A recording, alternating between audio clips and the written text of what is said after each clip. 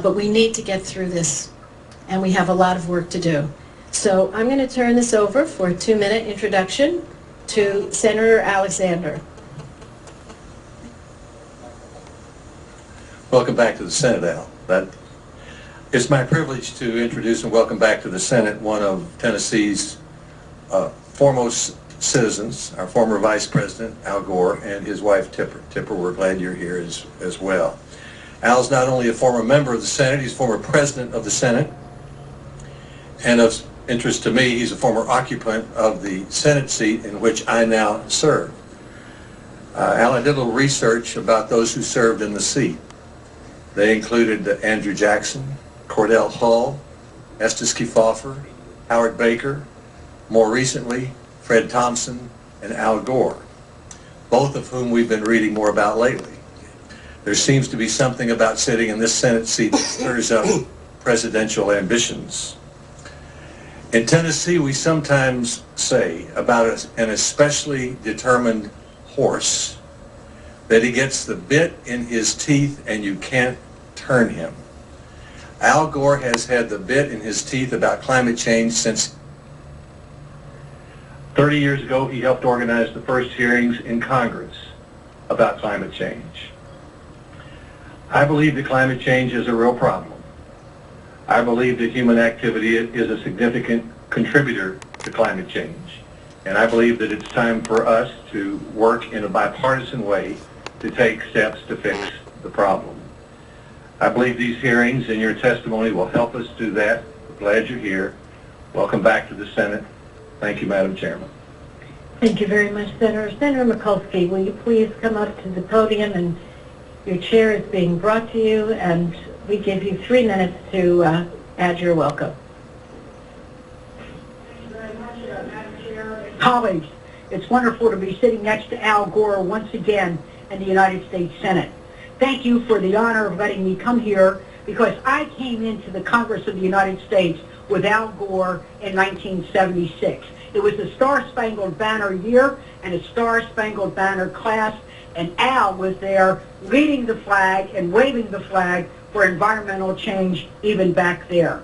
Sitting next to him for 8 years on the Energy and Commerce Committee, I watched Al Gore lead the charge on some of the most important environmental legislation of our time. The amendments on the Clean Air Act, really a Superfund site that cleaned up the mess and safe drinking water.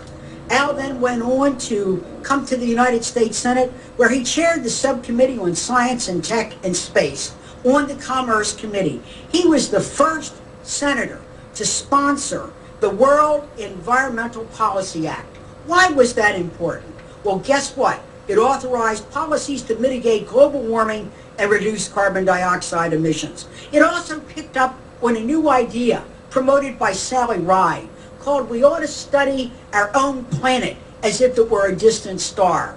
And out of Al Gore's work, then Senator Gore, came the whole idea from mission to planet Earth. He was the authorizer, I was the appropriator, and we worked together to do that. But as Vice President then, he went on to continue to be an advocate for the issues related to climate crisis, but always based on science. What Al Gore is known for, let's pursue sound science, ungagged and unfettered, with intellectual rigor. And Al Gore helped create a global awareness of the consequences of global warming. So for him, it's been a lifelong advocacy and a lifelong passion. We need to listen to him as ever before. What he has to tell us might be inconvenient, but it will always be the truth. Al Gore. Thank you. Thank you so much, Senator Mikulski. I'm glad that you had a chance to visit with Senator Gore. I don't know what to say, Vice President Gore, Senator Gore, Al, Tipper.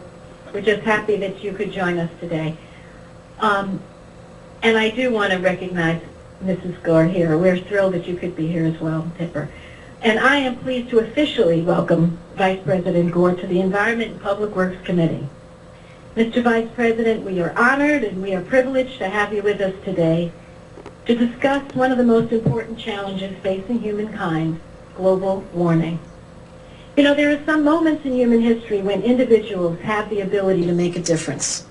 Sometimes it's a series of actions by one person or a group of people.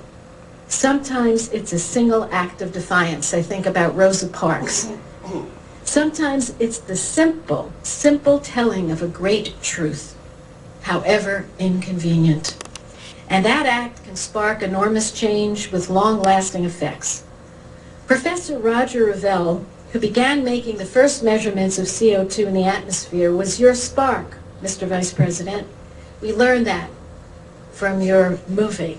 And from that, you became a spark that has ignited the global warming debate in America. I don't think there's any question about that.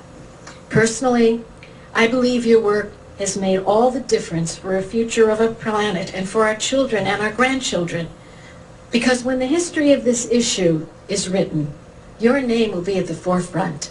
And I only hope the story has a good ending. And that, my friends, is up to us. The recent report by the IPCC, written by hundreds of scientists from around the world and peer-reviewed by many more, including NOAA scientist Susan Solomon, confirms conclusively that the Earth is warming due to human activity. Some will say this report was not written by scientists. Yes, it was. Their names are listed on the front of the report. These scientists briefed our very committee. The IPCC report tells us that warming is unequivocal, that CO2 levels are higher than any time in the past 650,000 years, and there's a 90% certainty that most of the warming is due to human activity. It also tells us that since 61, the average temperature of the ocean has increased. That's 1961. That the ocean is absorbing 80% of the heat added to the climate system, and the ocean is becoming increasingly acidic from absorbing carbon dioxide. But some persist in disbelief and disregard of the facts.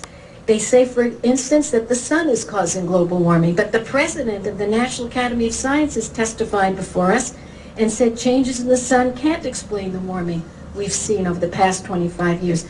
Some say there's no linkage between hurricanes and global warming, but the IPCC report makes it clear there is. Some say Greenland and Antarctica are not melting, but the IPCC says, quote, losses from the ice sheets of Greenland and Antarctica have very likely contributed to sea level rise between 1993 and 2003. Some say that limits on greenhouse gases are unworkable, and the U.S. has reduced emissions more than the European Union. The truth is that since 1990, U.S. emissions have risen by 15.8% and EU emissions have declined by 0.8%. These are the inconvenient truths that many would like to avoid. Vice President Gore, you have not waited. You have acted. You have acted for us. You have acted more than anyone else. You have shown us the true dangers that global warming poses for the future of our planet. But you have done much more than that, because